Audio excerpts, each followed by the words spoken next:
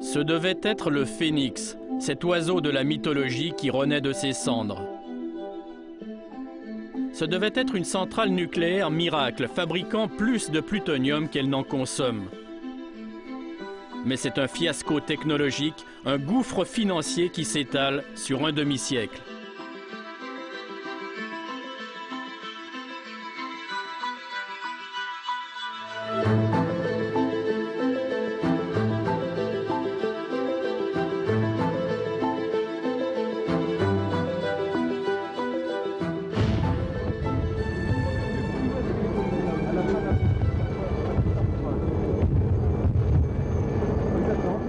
« 31 juillet 1977, le Moyen-Âge. Une bataille comme au temps reculé. La sauvagerie en rase campagne. Les gueux sortis des bois contre les soldats du Prince Noir. Une mêlée furieuse en plein labour. Bâton contre bouclier, fronde contre lance-patate. Des écorchés, 200, des mutilés, 3 et un martyr. Vital Michalon, mort pour ses idées, non violent, grenadé par les forces de l'État. Super Phénix sort à peine de terre, déjà l'oiseau prodige du nucléaire est maudit.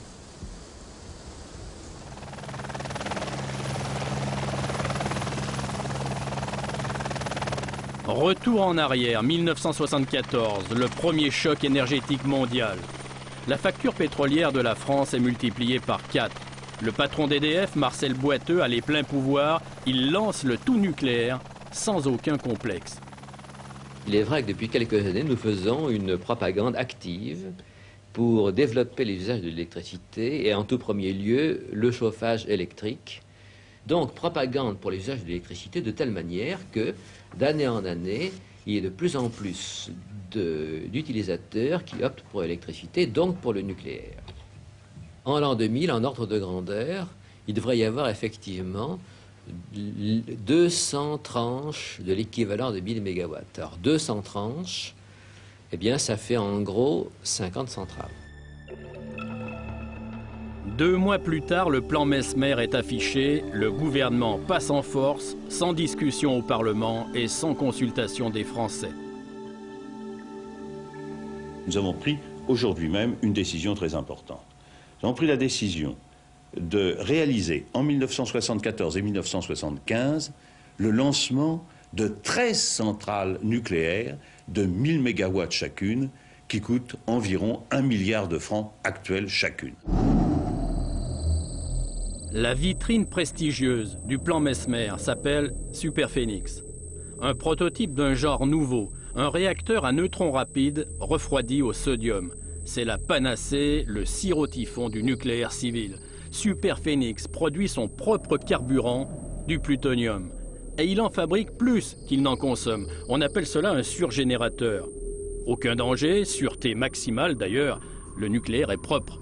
C'est bien connu. La radioactivité. Eh bien, la radioactivité d'une centrale nucléaire, c'est une aimable plaisanterie. L'accident proprement nucléaire, d'abord l'accident, l'explosion. L'accident, c'est pas une explosion. Ça alors là, vraiment, c'est pas possible. C'est pas fait pour ça. Impossible, c'est pas possible. C'est une fausse crainte. Les premiers travaux débutent immédiatement, fin 1974, soit 2 ans et demi avant le décret du 12 mai 1977 qui autorise la création de Super Phénix.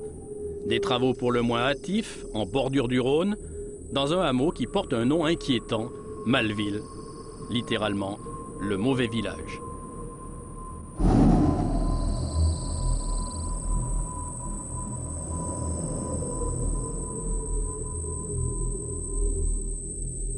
Comment dès lors s'étonner que Super Phénix devienne très vite une cible et un symbole pour les antinucléaires européens?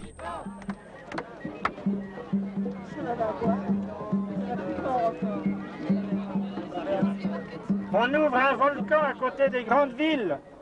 Nous sommes encore plus fous que les Américains. Ce n'est pas peu dire. Les Américains, ce genre de truc, ils le mettent dans les déserts. Mais ici, on le met aux portes de Lyon. Ils sont fous. Chaque grand réacteur civil produit actuellement de quoi fabriquer une bombe par semaine et on prévoit qu'il existera plusieurs milliers de réacteurs dans le monde avant la fin du siècle. Faites le calcul, vous voyez devant quel prodigieux péril nous nous trouvons actuellement et par conséquent combien il est urgent de poursuivre et d'intensifier votre combat, notre combat.